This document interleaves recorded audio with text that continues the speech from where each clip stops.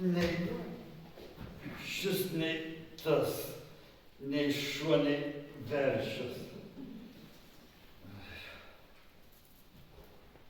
Suvyniok į skepetą lygiai arba ne. Laikysiu prie savęs.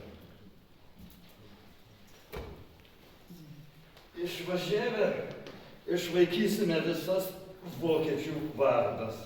Kodėl? Gražiai žydas pasivau. Tamstos Palangos visi, kažin ar būtų taip nutaisęs. Oho, tikrai gražiai. Jeigu numirčiau, tai nei pats viešpats Dievas nepažintų. Tai čia pas mus sako svarbu, kas ant pilvo, o ne į pilvą. Jau pas nešiojom, tai pilvas būdavo laisvas. Na, o dabar... O dabar duše laisvesnė, nes kiek čia pernai ir užpernai prašė į Palangą. Neišleidau, varnių tie pikčiai, nei kartelių nedavė leidimų vykti. Jie mano, kad aš nuo Karlsbado vandens greičiau šlepes užversiu. Ar ne laikas mums? Žmonių pilnas kiemas, laikas atsisveikinti. Užvilksiu pliurstoką. Šiąnakt, kad ir mažai miegojau, vis tiek spėjau susapnuoti, kad po šitai aplenginėjau savo vyskupą. Staiga čiup, kad čia ne vyskupas, o kažkoks varpas virš galvos.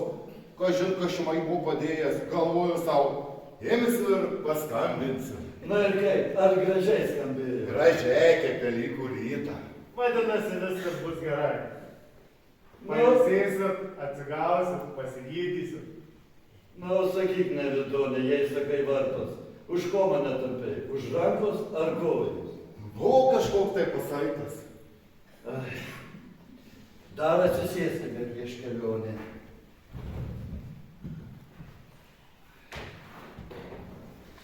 Ir aš prieš pabusdamas regėjau sapną.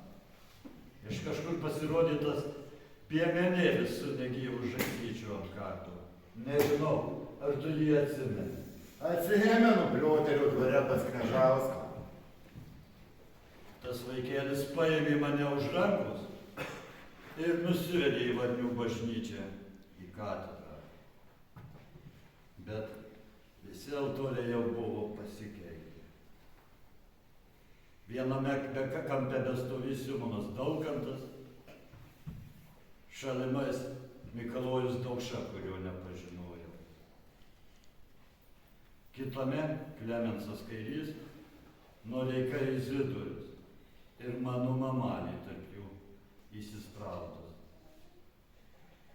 O prie altoriaus mišias bevedas Juozelis Dovydaitis.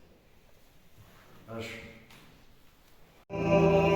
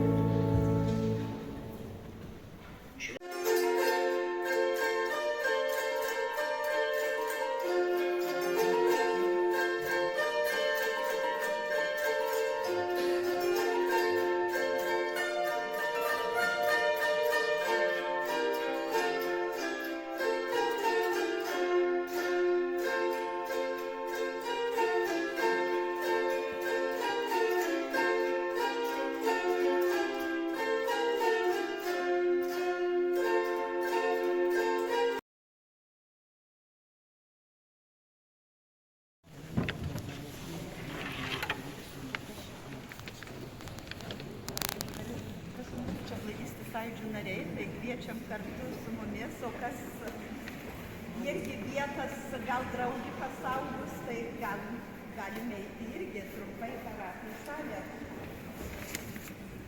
Ir visi, kas suės. trumpai turėsime minėjimą dar ir paskui grįšime į koncertą. Kas jau vietų saugoja, tai jau taip, o jeigu ne, tai prašau su mumis kartu galima eiti.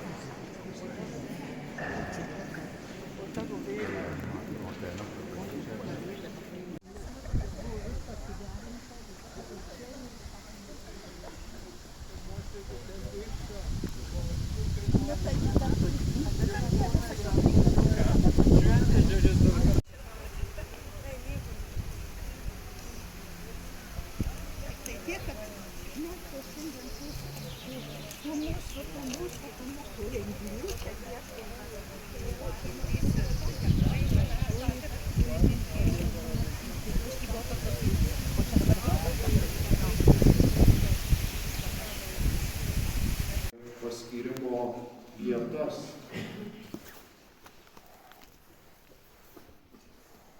Ir kas įdomiausia, buvo paskirtas į Žemaičių vyskupiją, kurią sudarė 900 000 gyventojų, kai tuo tarpu kunigų nepaprastai trūko, buvo labai tuo metu